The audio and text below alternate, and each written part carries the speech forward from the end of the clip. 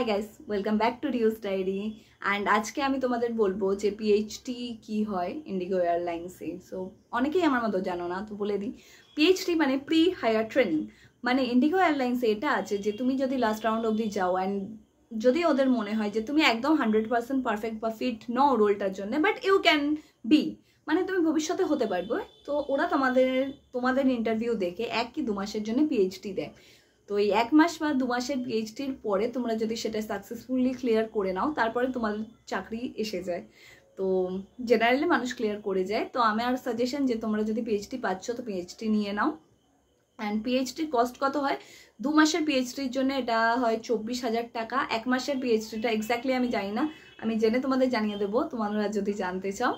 তো পিএইচডির পরে ট্রেনিং হয় 3 মাসে, তার মানে মোটামুটি তোমাদের 2, 3, 5 মাস মতো লাগছে চাকরিটা পেতে। আর যদি কোনো প্রশ্ন থাকে কমেন্টে জানিও। বাই।